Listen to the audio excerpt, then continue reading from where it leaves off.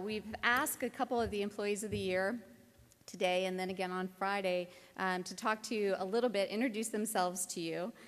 We've selected them based on a variety of different positions within the organization, length of service. Now, I want you to bear in mind, these individuals are not necessarily public speakers, so go easy on them, unlike the way you've been with me today. I would like you to be a little friendlier to our employees of the year. So without further ado, I'd like to first introduce Gregory Szabo from the Lighthouse for the Blind in Seattle.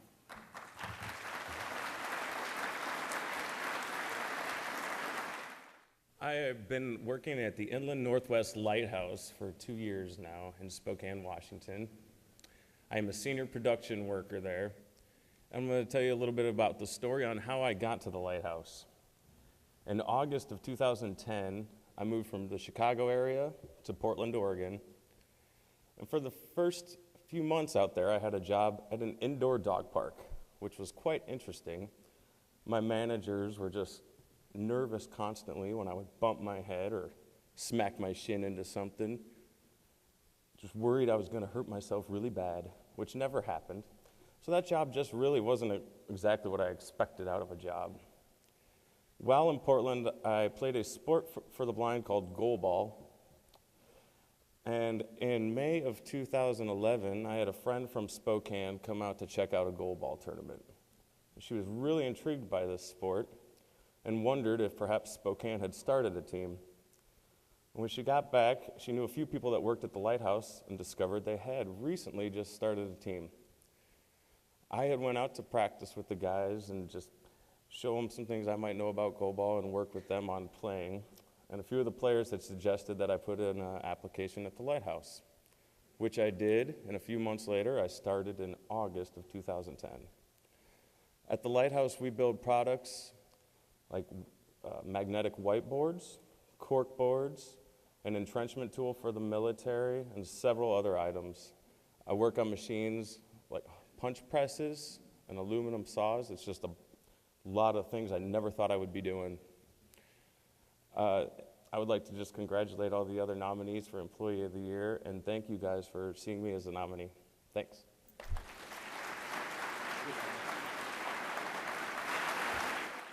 By the way, I want to remind you, this is not a recruiting tool for you to steal employees from other agencies. I know who you are.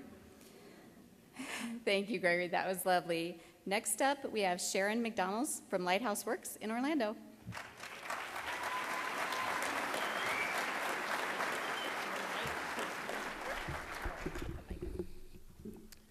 Good afternoon. This feels so much like an Oscar moment. So if you see me pinching myself up here, don't laugh. It's just a reality check. I'm honored yet humbled to have been selected to address this distinguished audience today. I started working at Lighthouse Works, located in Orlando, Florida, in March of 2011. In my first year of employment, I worked as call center professional in the call center, where I worked at various campaigns, and I also worked as a front desk receptionist. After a year, I was promoted to assistant trainer, where in conjunction with the training manager, I administered the agency's 2 training programs for customer service and call center professionals. I also teach Braille and access technology to teenagers and young adults enrolled in the transition program. After a year of working at Lighthouse, my efforts were rewarded when I was nominated last year to attend the conference as a representative of Lighthouse Works. Leaving that conference, I went home with a new zeal for the work I do daily.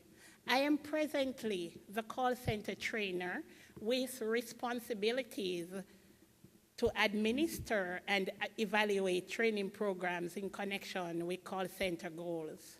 My job entails many duties, But the ones that give me the most satisfaction are those that allows me to touch lives in a positive way. A great part of my working day is spent coaching team members and executing necessary actions for their motivation towards the achievement of peak performance.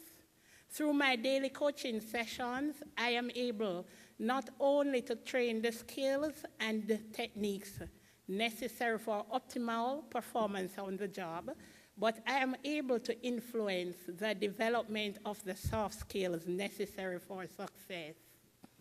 Oftentimes, it is not the academic and the technical qualifications that are lacking. Rather, it is often the skills of self-determination, self-advocacy, and the ability to identify the internal barriers of fear, self-doubt, and learned helplessness. Barriers which, if not conquered, will hinder my coworkers' ability to be afforded opportunities such as the one I presently enjoy. I owe a debt of gratitude to a number of people for propelling me on this journey. As a little girl growing up with blindness, I faced many internal struggles. There was one part of me that had hopes and dreams, and another part which feared the future and what it held for me. How could I have known then that elsewhere in the world were individuals who dedicated and still are dedicating their time, talents, and finances to develop opportunities for people living with blindness like myself? I want to thank you.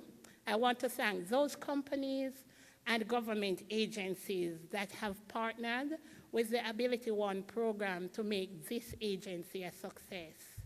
Resounding thanks to you all. You have touched my life, and through that touch, have changed it for good.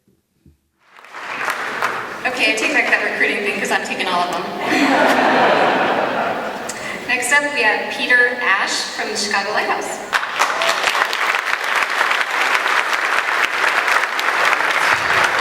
Thanks for having me.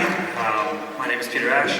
I moved from California 5 years ago to Chicago to work for the Chicago Lighthouse for the Blind.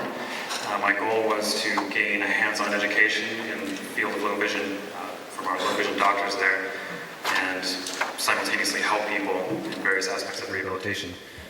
So for 4 years, a little over 4 years, I worked as an optometric technician / research associate / inventory supervisor / whatever else they wanted me to do. And while I was there, Doctors Alfred Rosenblum, Karen Squire, and Tracy Machinsky recruited me to be a member of VOSH Illinois, which is a volunteer organization that travels the globe providing free eye exams and eyeglasses to people in need. So a little more than 4 years into that, I kind of needed a change and a little bit more money.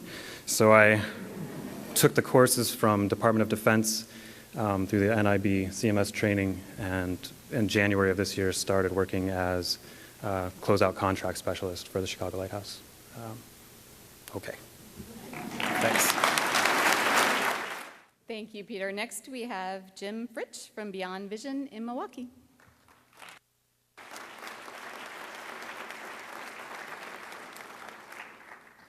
Good afternoon. I would like to start by showing my appreciation to Beyond Vision, the organization where I currently am employed, and to James Curlin, who leads our organization, for naming me their Employee of the Year. Thank you. I was told during these few moments that I have with all of you that I should relay who I am and express some of the struggles that I've had along life's way. I believe all of us have struggled similarly in life, and for me to repeat mine here is unnecessary. I would rather relay a message that allows me to feel more independent and less self-doubt based on my vision loss. And that belief that I have is self-reliance. I believe by being as self-reliant as I can be, that it enables me to face both physical and mental challenges, and knowing that I've done the most that I possibly can do, that therefore I am feeling more independent. In closing, I would like to say for all of us to be as self-reliant as possible. The benefit is your independence. The reward is for all of us. Thank you.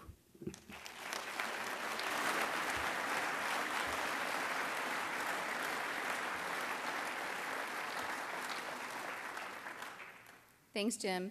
And last but most definitely not least, we have Anne Marie Mistretta from ABVI Goodwill in Rochester. My name is Anne Marie Mistretta. I've been legally blind since birth. I have a rare eye condition that is hereditary. It does travel in the girls. My mother has it, my sister has it, I have it, and now my 11-year-old daughter has it. When I was younger, my mother wasn't very open about our eye condition. She taught us how to just make it through life like you had no disability, and it was very exhausting. So I do know that I wanted to show my daughter how hard you can work at something. So after being an at-home mom for all the years that she was a little girl, when she went back to school, I decided to go to work. And I've been working at the Association for the Blind and Visually Impaired for about 5 years now. I work at the contact center. I went from a customer service rep working on their state contracts to an information specialist moving quickly up to their federal contracts through EPA. I love my job. I do want to show my daughter how hard she can work just for being here today, and that's one of the reasons why I brought her and my family. I do want to thank NIB for giving me this opportunity to bring my family and to show her how hard you can work. I also want to thank Gidget Hoff for being the great CEO of the Association for the Blind, and also I want to thank Carol Borsa, the director of the Contact Center, to believing in us, people that are blind and visually impaired. Thank you.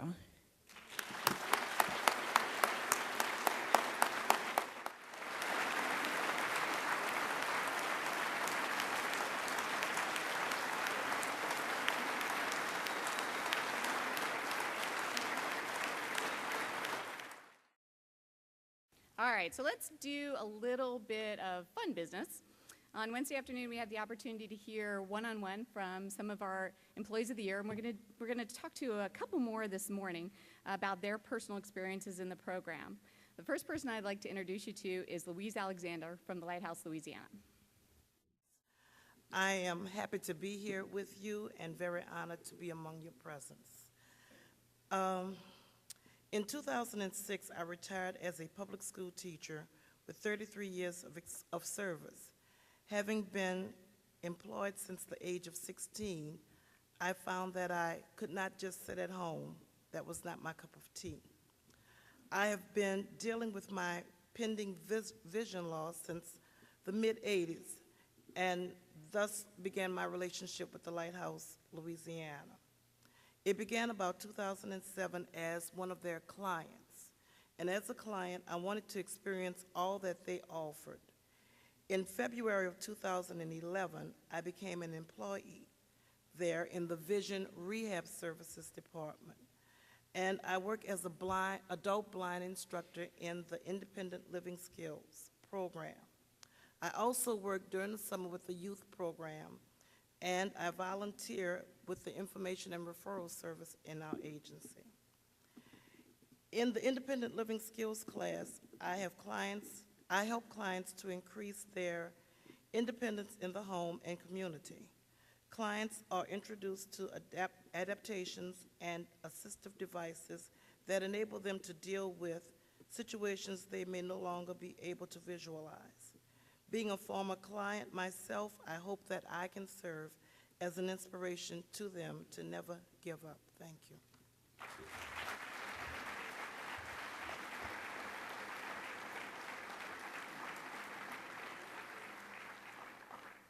Thank you, Louise. Next, we have Stan Wofford from Blind Industries and Services, Maryland.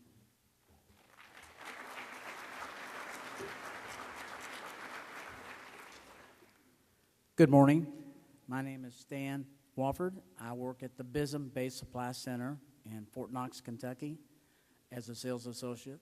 I've been with the organization a little over 4 years now. Before joining BISM, I had positions of Chief Financial Officer, Controller, Director of Human Resources, and Director of Operations for several large U.S. companies, foundations, and nonprofit organizations. Unlike a lot of the individuals that came before me, I haven't been blind for very long. I went 61 years being able to see, and 6 years ago I had a dream job working out of the country. I suffered a rare eye condition called ischemic optic neuropathy.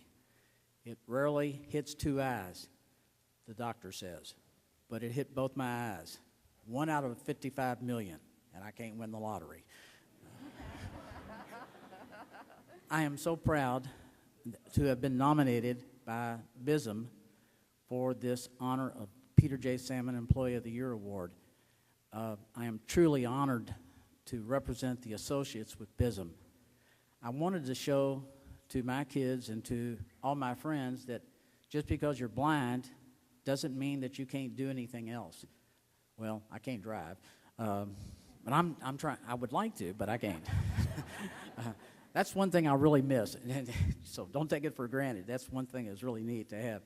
But being able to be associated with BISM has been such just a relief to me, just to give me an idea to get out of the home and not have to sit at home thinking about what's wrong with me and what can I do.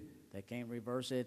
It can't be corrected. It won't get worse. That's what they say, but I'm getting older. So I do enjoy my job, and I enjoy working with my associates, and I'm so proud to be with all these individuals that are here that are really, really an inspiration to me and to a lot of my friends. I just can't wait to go back home and brag more about this organization. Thank you.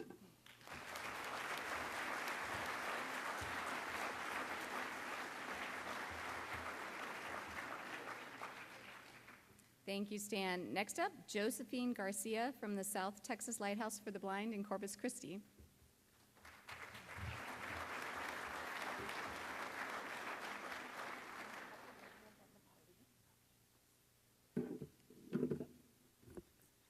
Good morning. I'm very honored to be here as Employee of the Year from South Texas Lighthouse. And I worked there for 17 years. It's been an experience, and it's been great for me. It's given me a lot of support from all the employees, the employers, and everybody. I love my job, and I'm here to let you and ask all the younger people that there's a lot of technology out there to help you in your education, in your job, in everything you want to be, and to encourage everybody that just because you're blind doesn't mean you can't go on ahead with your life, and doesn't mean you sit there and say, well, this is all I can do. No. You do the best you can with all the technology there is. You can go a long way. Thank you. Thank you, Josephine. Our next speaker is Stephanie Davis from Winston-Salem Industries for the Blind.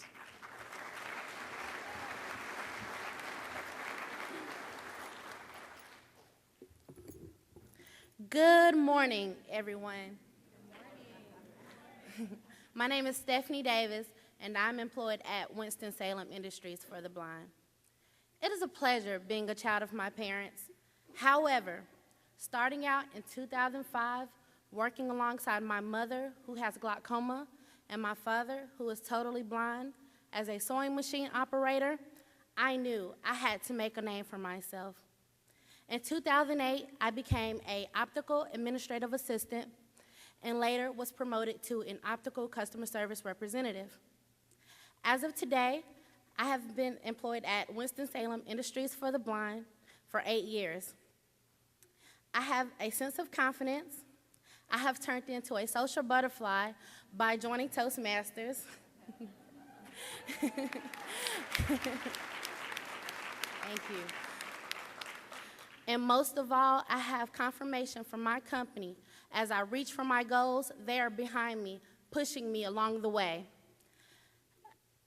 2013 has been a phenomenal year for me.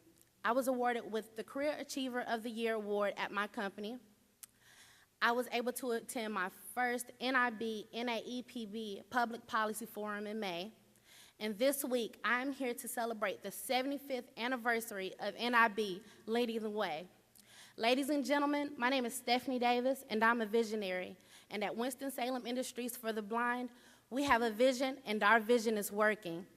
This truly feels like a Mary Tyler Moore moment. I just want to throw up my hat and shout, "You're gonna make it after all." Thank you. I'm seriously going to hire all these people away from their agencies. And last, but most definitely not least, is my very good friend, Dan Martinez from Arizona Industries for the Blind.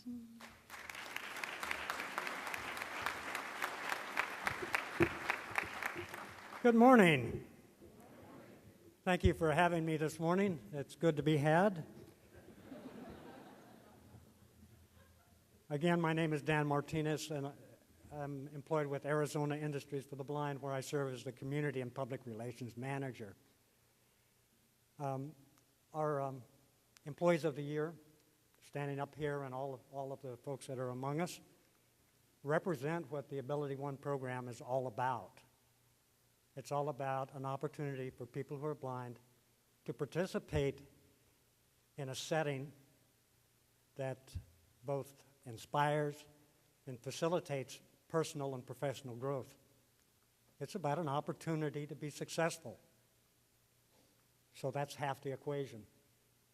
The other half is, what do we do within that setting to be successful? Are you with me? Okay. You want to know the secret to success in the Ability One or anywhere? There is no secret. There is no secret. The messages that you need in order to be successful have been told to you many times in many ways. All you need to do is listen, internalize, and let it drive your attitudes and behaviors. Let me give you an example. At Arizona Industries for the Blind, we have 3 guiding principles. Do your best, do the right thing, treat others the way you want to be treated. Simple, but powerful. Let me share 3 that are very personal to me. First, take personal responsibility. Nobody else can make you successful. It's up to you. 2, life ain't fair. Don't spend a lot of time looking at all the inequities that you face and feeling bad. It's probably not what you perceive it to be, and there's no rationale to explain it. Don't waste your time. And number 3, I value independence, but I also understand and value interdependence. So my message is love one another. It's only through mutual concern, care, and respect that we'll all achieve our full potential. And now, on our 75th birthday, I would like to thank a few folks on behalf of our Employees of the Year. First of all, I want to thank our customers. Without them, we would not have a program. And we will continue to meet and exceed their expectations. Next, I want to thank Tony Paleo, Tina Ballard, for providing us leadership and service to the Commission, and, of course, leadership and service to us. Next, I'd like to thank Kevin Lynch for keeping NIB focused on the mission. And then I want to thank each and every one of you at NIB, at all of our associated agencies. What you do builds a better world for people who are blind. And I wish for you all that you wish for yourselves. Thank you.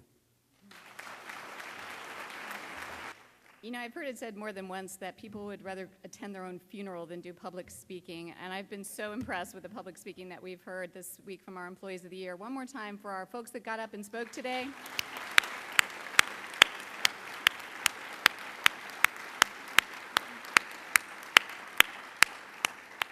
And all of our Employees of the Year. Thank you and congratulations.